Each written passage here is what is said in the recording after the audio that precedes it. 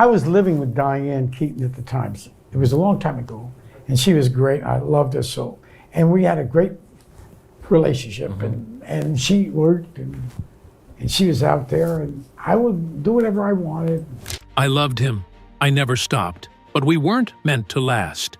Those words, barely a whisper, carried the weight of half a century, and a love story that Hollywood never truly understood.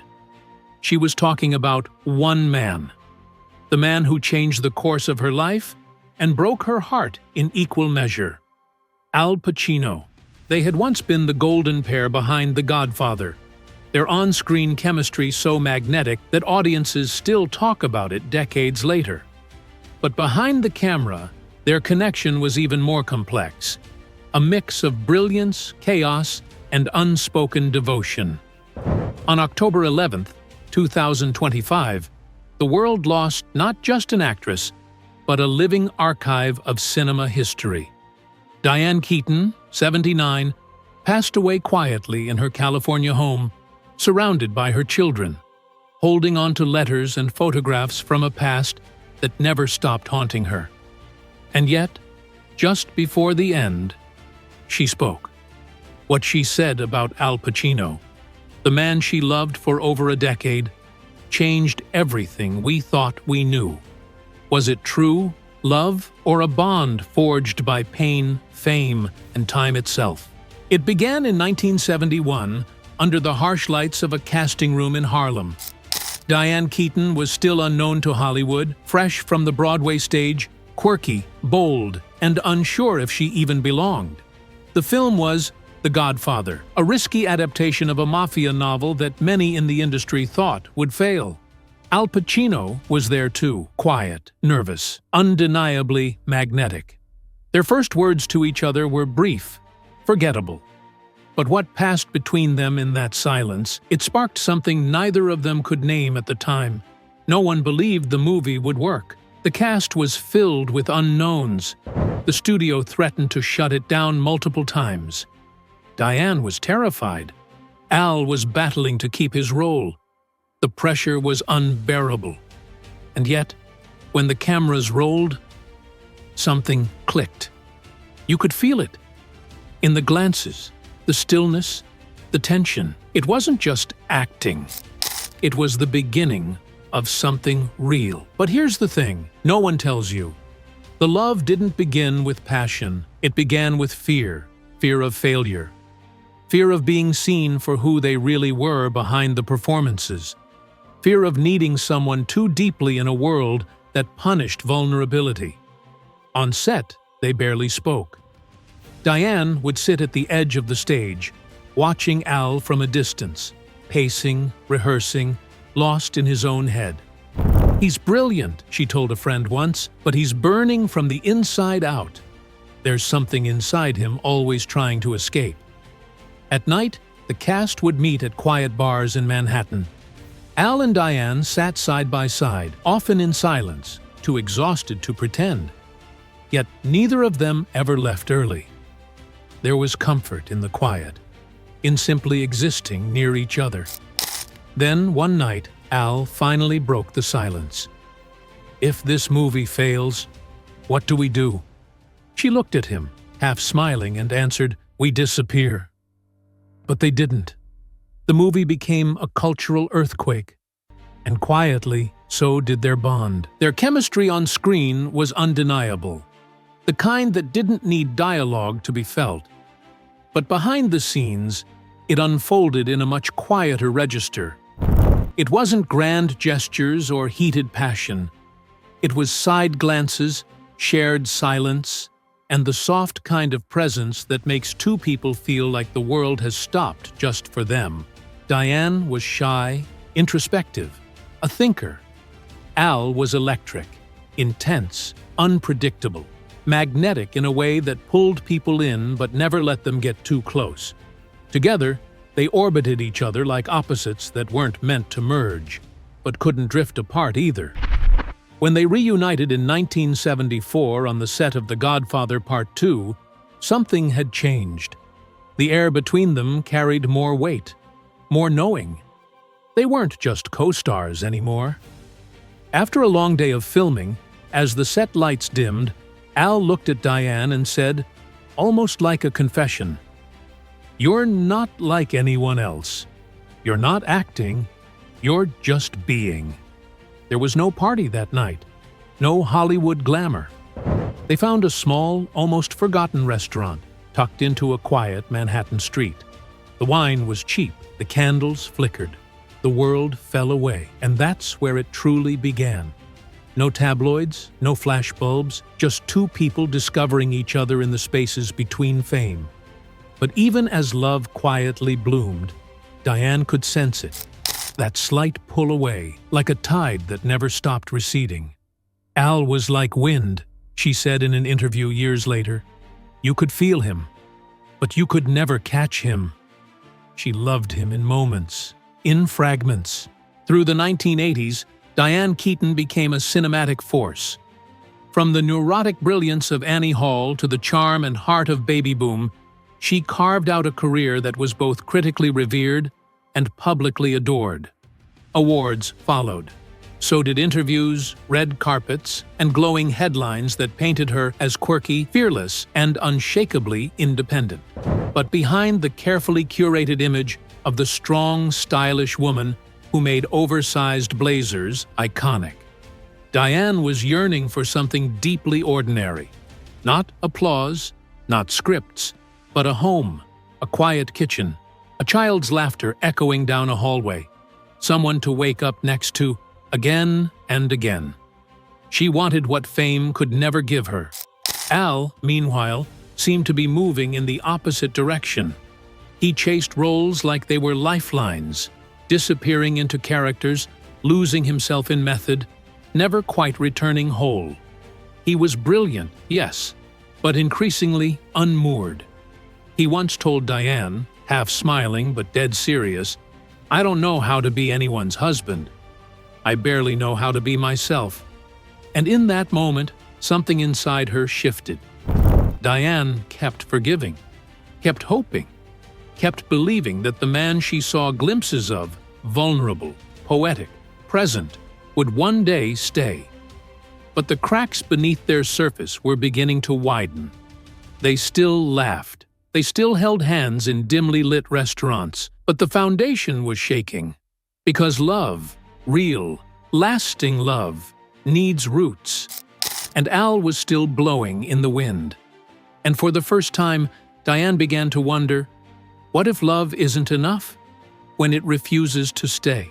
While the cameras rolled and the world continued to see Al Pacino as the untouchable titan of cinema, few knew that behind the curtain he was unraveling. By the late 80s, Al was facing a quiet catastrophe. His estimated $50 million fortune, earned through legendary performances and decades of work, was slipping through his fingers. Lavish spending, impulsive purchases, and financial mismanagement became daily realities. But it wasn't the money that hurt the most. It was the betrayal. A trusted accountant, someone Al had relied on for years, had been funneling funds and hiding losses. When the truth came out, it shattered what little sense of security he had left. And in the middle of it all, Diane was still there. She didn't leave when the lights dimmed. She didn't vanish when the headlines faded. She gave him money, without a contract, without conditions. More importantly, she gave him faith. Late one night, sitting across from her in a nearly empty diner as rain tapped against the windows, Al looked at her, his hands wrapped around a chipped porcelain mug, and said quietly, "You're the only one who never left." Those words were both gratitude and confession. Diane didn't need thanks. She needed commitment. But it never came. Even in his lowest moments, Al couldn't take that final step. Whether it was fear, guilt, or simply the way he was wired, he couldn't give her the one thing she truly needed. She stayed through the storm, held him upright when the ground gave way beneath him. But loving someone through their chaos doesn't always guarantee they'll build a home with you once the dust settles. In 1989, as Al Pacino immersed himself in another role overseas, Diane received something she hadn't expected. Not a call, not a visit, but a letter.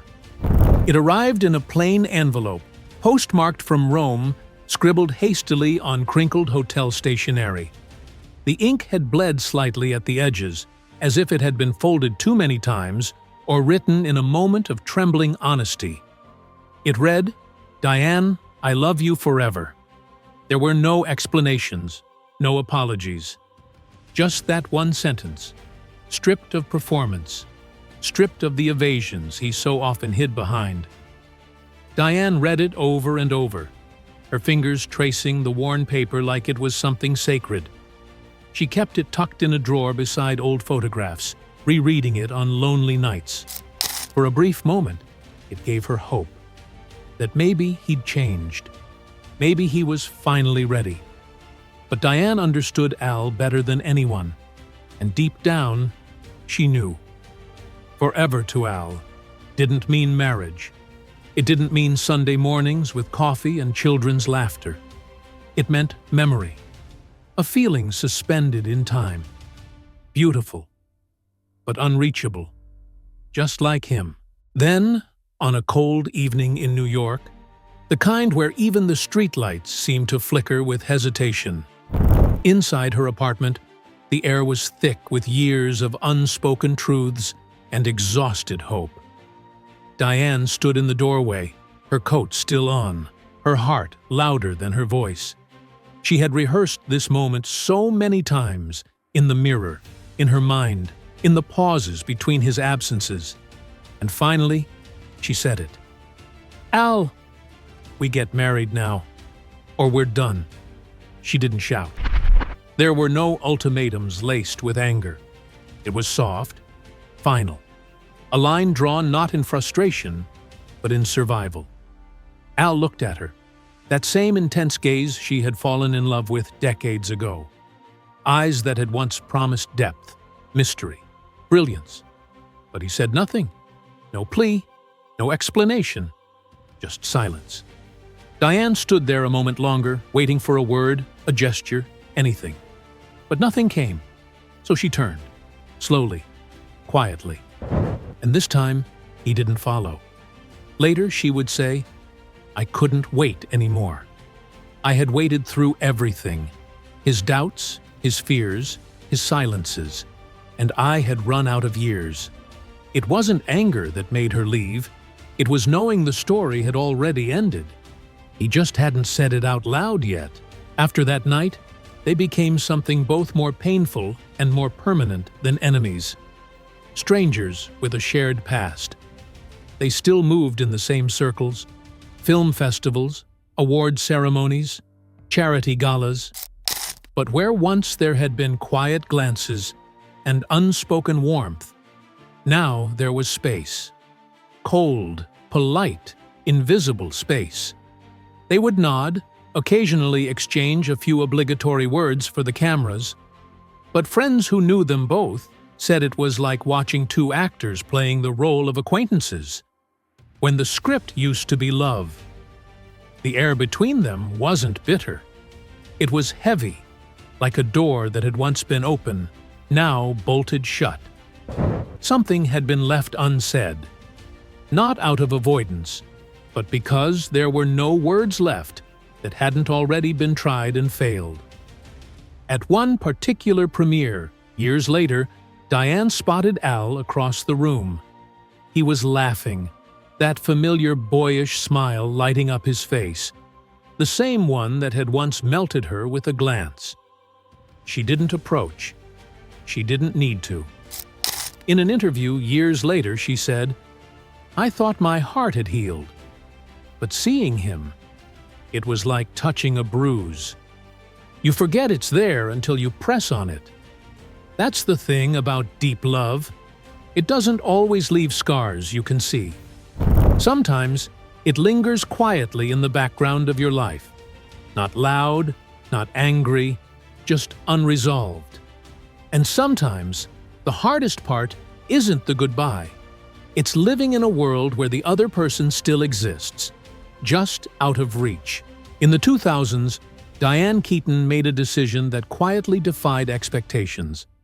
Not just Hollywood's, but her own. She stopped waiting. No more holding space for what might have been.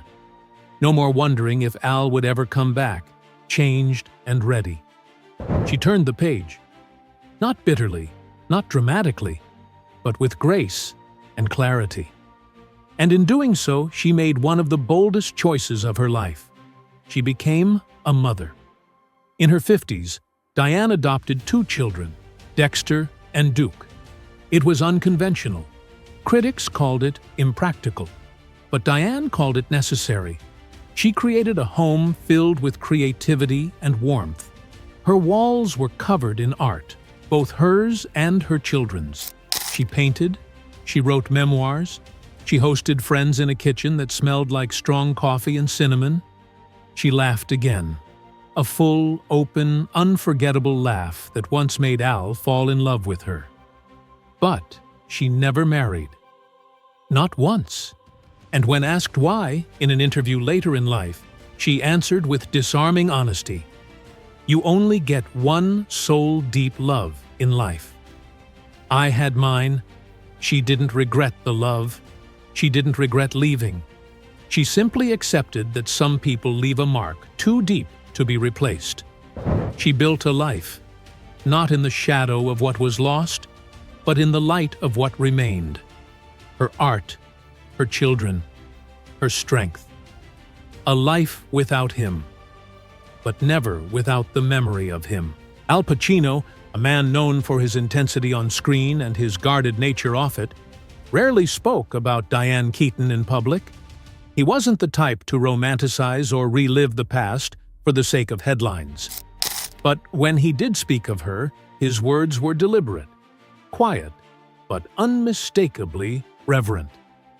In his memoir, Sonny Boy, Pacino offered a glimpse into that hidden corner of his life.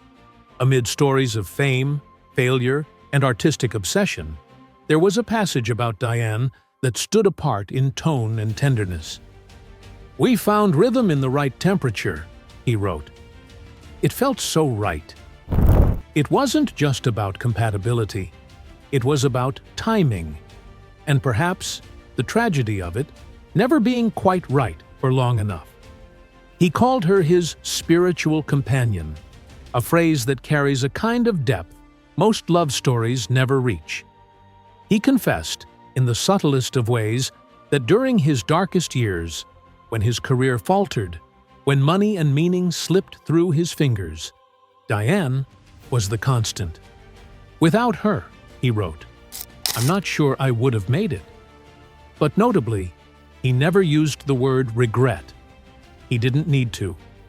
His silence, the absence of defensiveness, the way he wrote around her instead of about her, all of it pointed to a truth he perhaps couldn't face directly, that he had been loved completely by someone extraordinary, and let it pass him by. And for a man like Al Pacino, that acknowledgement may have been as close to an apology as he could ever give. Diane Keaton's final months were a retreat into simplicity. No red carpets, no interviews, no cameras.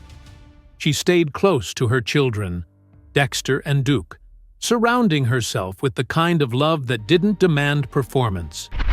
Friends say her days were filled with reading, gardening, quiet walks, and long talks over tea.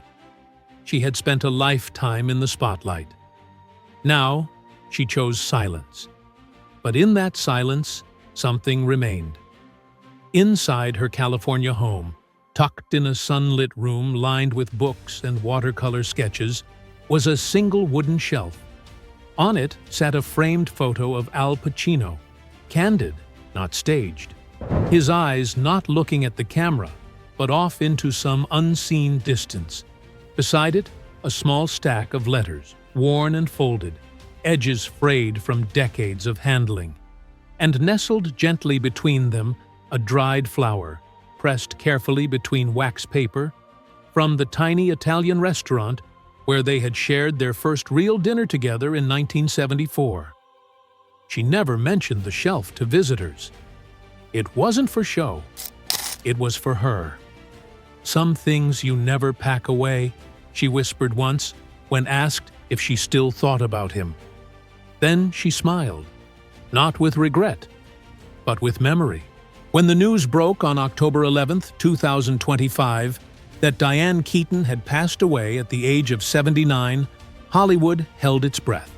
There was no scandal, no dramatic final act, just a quiet ending to a life that had touched millions, not just through film, but through her honesty, her independence, her refusal to become anything other than herself. Tributes poured in from every corner of the industry.